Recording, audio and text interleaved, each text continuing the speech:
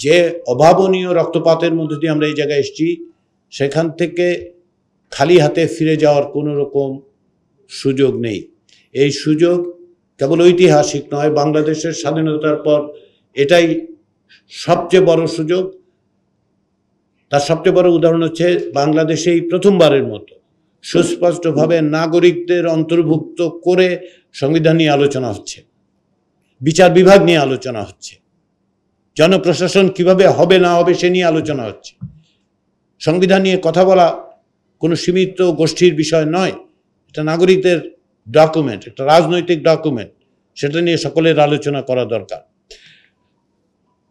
এই জন্যই জাতীয় ঐকমত্যের যে প্রয়োজন, যে তাগিদ, সেটা বাস্তবায়নের জন্য সেই জায়গায় পৌঁছতে হলে, একটি জাতীয় সনদ তৈরি করতে হলে নাগরিক সমাজের প্রত্যক্ষ ভূমিকা রাখার প্রয়োজন আছে। আমরা আশা করি সেটা রাখবেন, সকলেই রাখবেন। আমি বারবার যে কোনো সুযোগে গণমাধ্যমগুলোর কাছে একটা অনুরোধ জানাই, আজকেও আবার সেই অনুরোধটা আমি জানাতে চাই। সেটা হচ্ছে, আপনারা এই যে বিরাট সুযোগ তৈরি হয়েছে, তাতে করে কেবলমাত্র সীমিত সংখ্যক মানুষের মতামতের বাইরে বিশাল যে জনগোষ্ঠী আছে তাদের কাছে পৌঁছাবার চেষ্টা করুন। তারা কি বলছেন, তারা কি চান, সেটা আমাদের কাছে, শুধু ঐকমত্য কমিশনের কাছে নয়, সকলের কাছে তুলে ধরার চেষ্টা করুন। আপনাদের একটা দায়িত্ব আছে এবং আমি আশা করি এ পর্যন্ত আপনাদের কাছ থেকে এই সংস্কার প্রক্রিয়া বিষয়ে বিভিন্ন রকম সহযোগিতা পাওয়া গেছে এবং আমি আশা করি আপনারা সেটা অব্যাহত রাখবেন।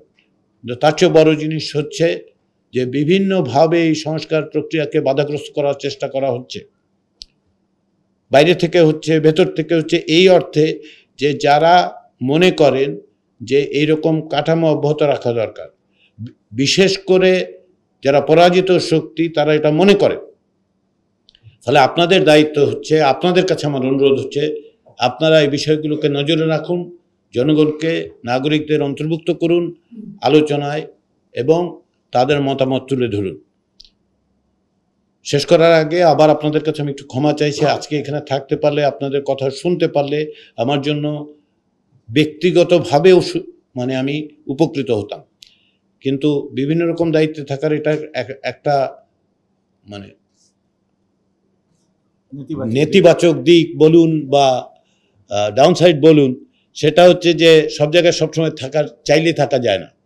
ফলে আজকে আমাকে যেতে হচ্ছে, কিন্তু আমি আপনাদের মতামতগুলো নিঃসন্দেহে আমরা কমিশনের পক্ষ থেকে এবং সংবাদপত্রের মাধ্যমে, গণমাধ্যমের মাধ্যমে জানতে পারব এবং সেগুলিকে অবশ্যই আমরা বিবেচনায় নেব। আপনাদের কাছে আবারও অনুরোধ যে সক্রিয় থাকা দরকার। 5ই আগস্টের যে ক্ষমতাসীনদের পলায়নের মধ্য দিয়ে আসলে প্রক্রিয়াটার মাত্র শুরু হয়েছে। সেই প্রক্রিয়াটার সবচেয়ে বড় অংশীজন নাগরিকরা, নাগরিকদের প্রতিষ্ঠান হিসেবে সুজন এবং অন্যান্যরা, তারা নিঃসন্দেহে অগ্রসর হবেন, যুক্ত থাকবেন, সেটাই আশা করি।